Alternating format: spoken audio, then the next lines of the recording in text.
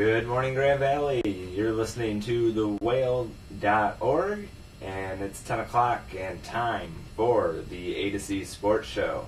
I'm Andy Grambo. And I'm Zach Harmon. And we're with you for the next hour, bringing you sports from around the nation, and as well as Grand Valley sports. So let's start it off with a little Grand Valley baseball.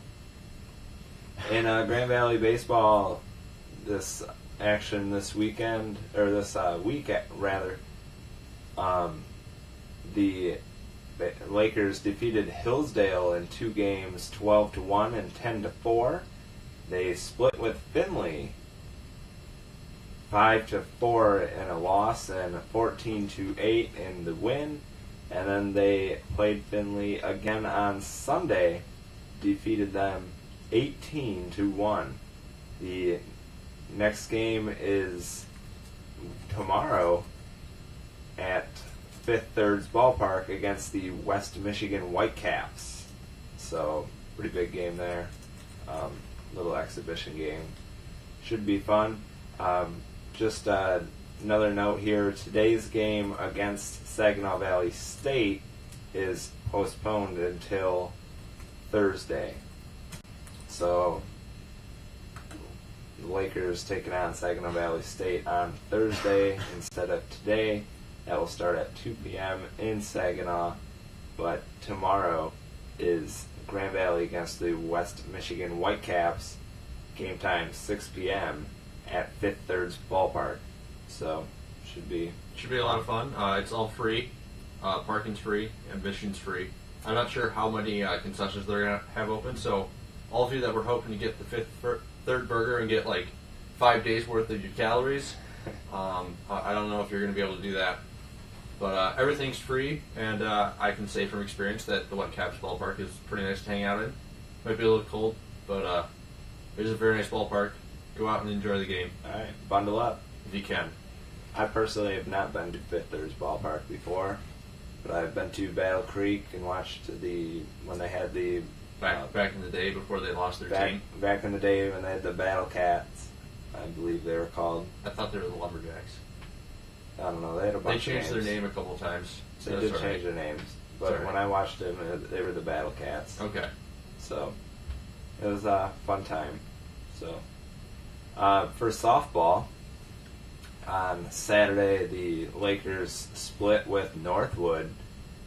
They won the first game 8-1, and Northwood took the nightcap 3-1.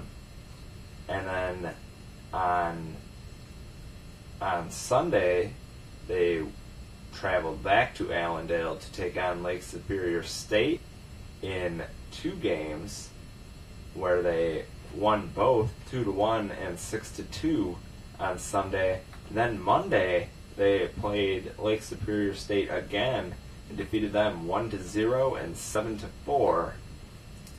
And so far, they have played Lake Superior 7 times this season. They have won all of them.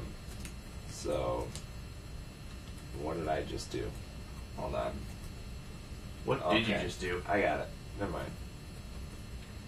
mind. So, the Grand Valley Lakers for the softball, they're doing pretty good so far. They're currently on a 4-game winning streak.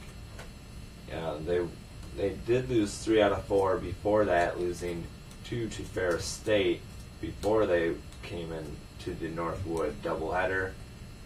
So their next game is the 10th, and that is Friday against Hillsdale here in Allendale. Game time 3:30. The second game after that. So doubleheader against Hillsdale on Friday. And then on Saturday, they will take on Findlay. That is also here in Allendale. First game starts at 1 p.m. Second game at about 3. So, anything to say about the Lady Lakers there? No, actually, not that much. All right. The men's tennis team over the weekend on Friday, they defeated Truman State 7-2. And then they defeated St. Ambrose on Saturday, 9-0, and then followed that up with a win against Western Illinois, also on Saturday, 4-3. Then they defeated Chicago State on Sunday, 4-1. Their next match is Friday in Midland against Northwood. And the first match there starts at 1 p.m. for the men's tennis team. And there was also another pretty big game yesterday involving a Michigan sports program. And that was the national championship game of the NCAA Division I tournament. The Michigan State Spartans fell short against the North Carolina Tar Heels by about 17 points. Final score, North Carolina 89, Michigan State 72. Kind of an understatement. I wouldn't say they lost by a little. Yeah, UNC kind of dominated the whole game. Yeah, like not even kidding. From first tip off to the final buzzer, literally all UNC. MSU never led, and I think UNC had at least 5 points before Michigan State scored. No wait, they did lead. I take that back. They had a 1 point lead. They did shoot that. They did make 1 3-ball after UNC scored the first 2 points, but then UNC came right back and about 10 seconds later had a 2-point lead, and they never gave that up. MSU led for a total of 19 seconds in the game at 3-2, with 19:13 left in the first period. But then with 18:54 left, North Carolina hit a 3 and never looked back, as North Carolina just dominated the game. Ty Lawson led all scorers with 21 points yesterday. Goran Sutan for the Spartans had 17. So, but he still didn't. He still got dominated in the paint. He did. They had no answers at all for anybody, for any of the Tar Heels last night. Also making it into the scoring column yesterday, Wayne Ellington had 19 points for the Tar Heels. Tyler Hansbrough had 18. And coming off the bench, Ed Davis for North Carolina had 11. So pretty balanced scoring there for the Tar Heels. Wayne Ellington was named the Final Four Most Outstanding Player, and the MVP of yesterday's game was Ty Lawson. For Michigan State, Goran Sutan, like I said, led all the MSU scorers with 17. Kalen Lucas had 14, and Darrell Summers had 13, and that's all the players that scored double digits yesterday for Michigan State. Happens. Darrell Summers even started the second half. I mean, that's how serious Tom Izzo had to shake up his lineup. They did put some of his bench players in the starting role basically the second half. Try to shake things up. Yeah, MSU seemed to have no answers at all for the North Carolina offense or defense. I remember making a remark with 11 minutes to go in the first half, and I said, North Carolina's on pace to score 120.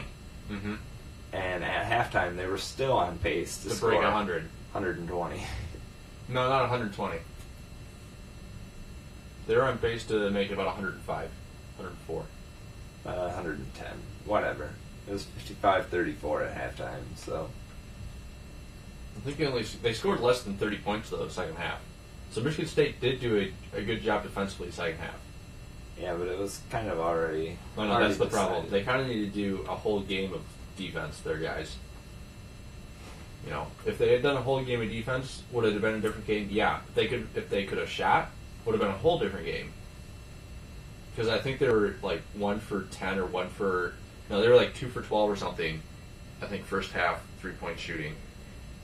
I mean, they just threw stuff up, and sometimes they didn't hit rim.